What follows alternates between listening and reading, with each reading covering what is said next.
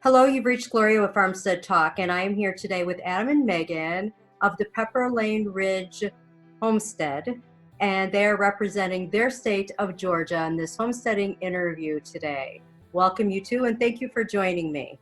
Thanks, Gloria. We're glad to be here. Great. So, would you like to share with the audience where they can find you on social media? Sure. We're on Instagram and Facebook at Pepperlaneridge Homestead, all one word, a long, giant word. Okay, great. Thank you guys for joining me again. So let's go ahead and get started. Can you tell the audience a little bit about where you're currently living, where you were born, and a little bit about your family makeup? Sure. We live in a town called Rockmart, Georgia. We are west of Atlanta, a little over an hour outside of Atlanta to the west.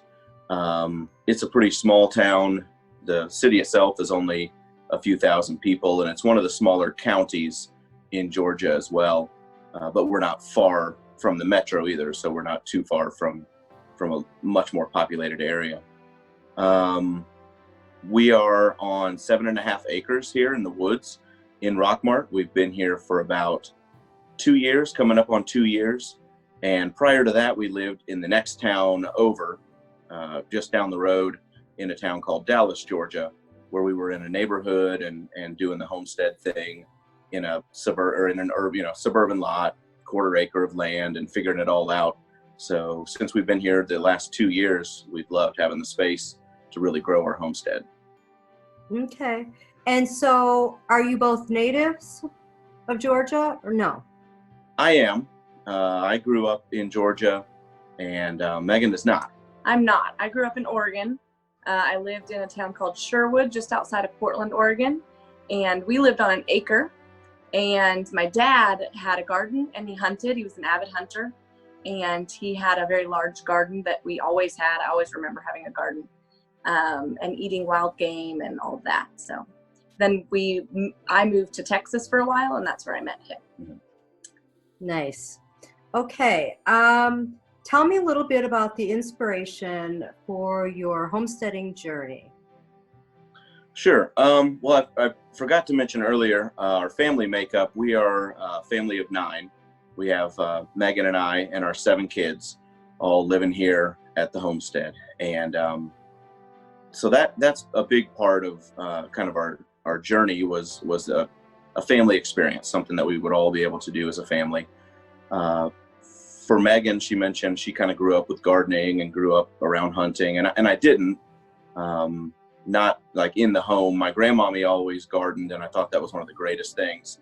And she'd tell me stories of when her family would order 50 chickens every spring, and they'd raise them and process them. And I just thought that was one of the neatest things, hearing those stories, and something that I wanted to know more about. And so probably about 12 years ago, we got started on our own with gardening. I found an old free rusted out grill, and I filled it up with dirt, and I threw some tomatoes in it and some squash and zucchini. And as you can imagine, it really, really quickly overgrew everything. And it was a giant mess, but it was a whole lot of fun. I thought it was the neatest thing ever, watching all that stuff grow. And from then, I've just been passionate about learning how to grow my own food and produce my own food, and become more and more self-sufficient. Share with me the reasoning behind the name Pepperlaneridge Homestead. Yeah, so Pepperlane is a road in a small town in Kentucky. That's the name of the road, is Pepperlane. And it's the road that my grandmommy lived on just about her whole life, her whole adult life. And it's the road that my mom and dad met on as well. And so it's an important part of my history. And we wanted to name this place as sort of a tribute to my grandmommy and to our history as a family. And so we used the name Pepperlane, and the property itself is 7.5 acres on a ridge. And so we kind of drop off on the front, and it drops off on the back. And so we're right up on top of a beautiful ridge in the woods. And so we took that feature of the property and named it Pepperlaneridge Homestead. And a little bit about the nostalgia with grandma. Grandmommy was the daughter of a country doctor in Tennessee. And so they lived through, some tough times in the country. And even as a doctor, he did well enough.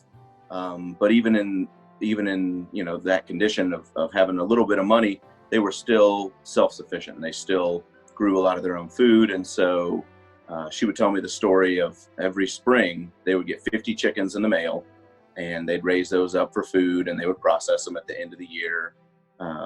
And that, to me, just really inspired me, even from being a kid, hearing about that and thinking about raising my own food. Nice. Very nice. So tell me what kind of animals that you have currently on the property. Right now we have chickens, lots of chickens. We have little chickens and big chickens, laying hens. We have ducks, Muscovy ducks. We have turkeys, which are midget whites, and they're beautiful birds. We have pit hogs, 5 hogs that we'll process in the spring. We often have a lot more birds. We usually have meat chickens, but we're taking a break for the winter, and we'll start back up in the spring. What am I missing? We just hatched 5 Muscovy ducklings a couple of weeks ago. So we've got those in the brooder. We have 75 new egg-laying hens in brooders right now. There's actually a midget white turkey hen sitting right underneath us outside, underneath this window. Outside that window. And she's sitting on eggs as well. So we've got 10 of their eggs in an incubator in the house. And we've got one of our hens who's setting literally right underneath us right now. And so we hope to have even more of the turkeys soon. And then we have 2 livestock guardian dogs. Yeah, I was just going to say about those too. Yeah. And tell me a little bit about them. The story. Yeah, so we have the 2 Maremma sheepdogs, Vito and Sophie, and they are similar in appearance to a Great Pyrenees. The Maremmas are. They're not quite as well known as far as livestock guardian dogs, but they have proven to be, through other people's experiences, have proven to be a really reliable dog for protecting poultry, which is not always instinctive for a lot of livestock guardians. And so these Maremmas are, our particular 2, are already trained on poultry. And so we received them from a good friend in Florida who was closing up her poultry farm and moving to Alaska. And she thought that our homestead would be a perfect fit. And so we drove down to Florida and picked up our 2 Maremmas, and actually have gone from just almost constant loss to predators. Being in the woods is proving to be a lot harder as far as raising animals. We have raccoons, we have possums, we have coyotes, and all manner of other predators. We have hawks, owls. So we brought the Maremmas home a little over a month ago, and since then we've not had one loss of a single livestock animal, which has been incredible. It's been great. Very nice. Mm-hmm. So I know you said that you sell some of your meat that is excess. If you would share a little bit about what Georgia's meat handling and selling practices are. Yeah, so we do sell a percentage of every group of chickens that we raise. We do that in part it really helps cover our expenses that go into it. And so we're able to raise food for our family in a much more affordable way by opening up sales only a few times a year of our pastured, non-GMO, outdoor raised, no hormone, no antibiotic, just the best stuff you can buy. And people love it. And so when we open it up for sale, we're normally sold out within a day or 2. And we're able to do that all on farm. And so it's on farm raised, it's on farm processed, and all of our sales are on farm. And so by doing that, we qualify under, it's a federal exemption that Georgia recognizes as a small poultry producer exemption. So anything under 1,000 birds, we're considered a small poultry producer. And by doing it that way and keeping the numbers low, we're able to do all of our production, processing, and sales on farm without the added requirements and USDA inspections and all of that. if we were to go over 1,000 birds a year, we would have to drastically change our operation, and it would require USDA involvement. Nice. So let's talk a little bit about gardening. So what zone are you in? And 7B. okay. And how long is your growing season? And what does your climate look like there? So growing season is about 6 months, although that's like, Farmer's Almanac kind of gives you 6 months, but sometimes we can go a bit longer than that. This year we went, mid-October is usually the first frost, but we went well into November this past growing season before we had our first frost. So we can sometimes get up to 8 months, just depending on when the frost happens. Yeah, so we can grow generally from about April until October. Yeah. A lot of times we get over anxious and excited, and we'll plant stuff a little bit early and cover it if needed. Trying to get a jump start, and it tends to sit there, not grow until it warms up anyway, but it makes us feel better. And we do start some plants inside as well so that we can have them ready to put out once it warms up. And so when I say climate, do you get snow there? Very rarely. Every few years we may have a snow event. We've been here coming up on 2 years, and we have yet to see snow on the property. But 3 years ago, the winter before we moved here, was a huge snowstorm. So that ended up being ice. So it does happen. It just doesn't happen very often. And so you use row cover to extend your season. Mm-hmm. Yeah. Yeah. Okay. What gardening methods are you using right now? Well, we have a traditional garden right now, but we're trying to do the no-till, which of course we have to amend the soil, and so it's going to take us a couple years to fully get there. But we've used wood chips and we use chop and drop. We have traditional row gardening with your normal annual vegetables, corn, tomatoes, bell peppers, beans, those sorts of things. But we use wood chips and chop and drop methods, plus compost that we've produced here on the farm through chickens and through a compost bin that we use as a fertilizer for the plants. Nice. So what is your best producing crop there, would you say? I know you grow a variety of different things. I guess I would say probably the tomatoes do really, really well here. Our bell peppers did amazing this year as well. So as far as the annuals go, probably the peppers, the cucumbers did extremely well. We are, because we've only been here 2 years, coming up on 2 years, we are working to also do a whole lot of perennial plant growing as well. So we have a blueberry grove. We've got a little area of blueberry bushes, 15 or so. We have a small orchard with about 12 or 13 fruit trees. I have an herb garden right outside my front door. We've got a small vineyard area where we're growing grapes and passion fruit right now. We're going to expand that to grow raspberries as well. And then in the future, we're working toward a food forest as well. And actually, I've been working this week on starting the clearing process because we've got a big flat area. And like I said, we're up on this ridge. It's quite hilly. So we try to use all of the flat space that we have to provide something for us. And so we're really excited about the beginning stages of our food forest, where we'll ultimately be growing a whole lot of perennial food producing plants. And I'm excited for you because it sounds fabulous. Well, it's going to be a long process, but we're planning on being here forever. We did plant fruit trees very shortly after we moved in. That was one of the first things we did, was plant Very fruit smart. Very smart. So what are your choices then of food preservation at the end of the season?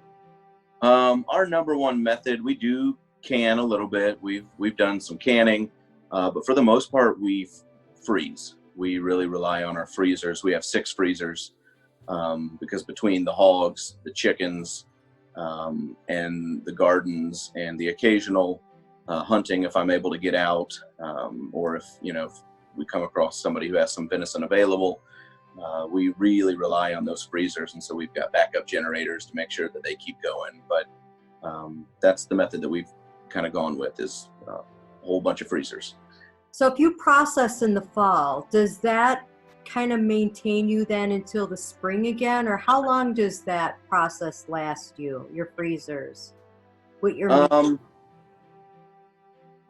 Well, with the hogs, we actually process in the spring. We get them in the fall and raise them through the winter, and there's a couple of different reasons for that for us. Availability of some local food sources are more available through the winter and through the fall and winter, and then we process in the spring. But also with the heat here, it's a lot easier for us as a family because we do rotate our livestock when possible. This batch of pigs is proving to be a little bit stubborn with that, but we do rotate almost all of our livestock with electric netting, with electric fence, and it's a lot easier to manage pigs and to manage their smell and the amount of work if we raise them. Yeah, by avoiding raising them in the summer, it makes the whole process a lot easier on the whole family. So would you say you always have your freezers full, or is there a time where you're down? Since we moved here and started this, we've never had a time where it was low. We've actually not had to purchase meat in over a year. And so that's been a real win as far as homesteading goes for us, is not having, we've purchased meat 2 times in the last entire year. One was because it was we were in Alaska and we wanted to get some reindeer sausage, and we thought that would be pretty cool, so we bought it as a novelty. And then I bought some smoked meats as a gift for a family member, and outside of that, we have not bought meat in over a year. That feels awesome, doesn't it? It's fantastic. The goal, though, for this winter is for me to eat down what is in the freezers, because we do know we have more hogs that need to go in. So it is the goal for this winter to kind of slowly start emptying things out. Yeah. Yeah. Or we'll just get some more freezers. That's his plan. We really believe in not wasting. Yeah. And so, for example, our chickens, we process them and we freeze them whole.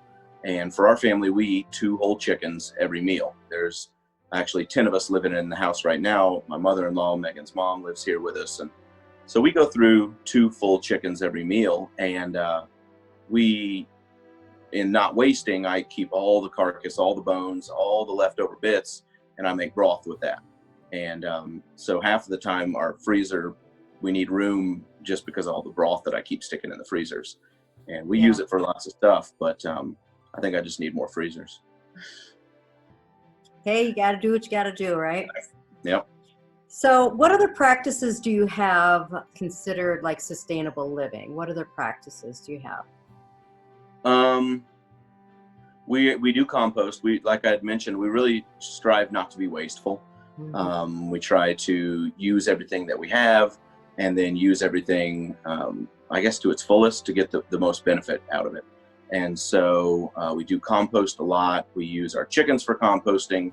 We have multiple pallet composting pens.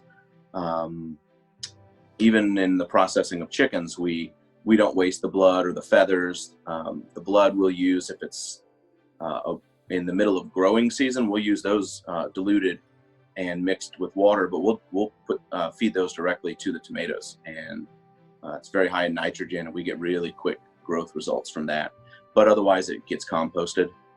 And all the cleaning of the chickens, all that goes to the pigs if we have them, and I freeze them if we don't, to save for when we do have pigs. Mm-hmm. Yeah. Okay. How does spirituality or religion play in your role of homesteading? Well, we're a Christian family, and it's just sort of a part of who we are. I don't know that it's necessarily the reason that we homestead, but it's woven into how we do it. And we wanted to do this as ethically as we can. We want to take care of our animals as ethically as we can, which I think anyone who's doing this does want to. But for us also, it's a big factor is stewardship. And that's a big thing for me, is stewardship. I use that word a lot. Just being wise stewards and good stewards of the earth that God's entrusted us with, and leaving it better than we found it, and just using the earth that God designed and gave us to provide for myself and my family. And so I think that's just sort of the undertones of why we do what we do. And I think our Christian faith is woven throughout our homesteading, but it's not necessarily why we homestead. Okay. So we're getting ready to wrap up. Mm-hmm. If you can sum up in one word what your homesteading experience has meant to you, what would that be? Okay, do we both get a word? Sure. All right, you go If first. you want to, you can. If you don't, you don't have to. Okay, my word is progress or progressive. It's sort of built up. Like for me, it started when I was a little kid, watching my dad garden, helping him out in the garden, helping him weed and pick vegetables and share vegetables with neighbors and friends. And hunting, I went hunting with him. So that started out as a little kid. And then as I got older, just having that background and that knowledge and building on that in my own life and just learning more and more and more and getting more animals and gaining more knowledge and building on top of everything that I learned from when I was a little kid. Nice. And I think my word is learning, or a learning process. For me, being a teacher, I love to teach, but I also love to learn. And so I'm always interested. If I don't understand something, I have to understand it. I have to know how something works. I have to know how to do something. And so I found through this lifestyle, and I mean, it's more than a hobby for us. It's a lifestyle, but through this way of life, I've seen that there's pretty much no limit to the amount of things I'm going to be able to learn through the journey. And so for me, it's been a process of learning, and learning through failures, learning through reading, learning through just hands-on experience, and then being able to teach that to others. And so that's what it's been for me. Nice. Thank you so much, guys, for joining me today in this interview. I appreciate your time. And Absolutely. It was a great interview. Thank you so much. Well, we really enjoyed it. This is a great project, and look forward to seeing homesteaders from all the states. Okay. Thank you, guys. Thanks. Thank you.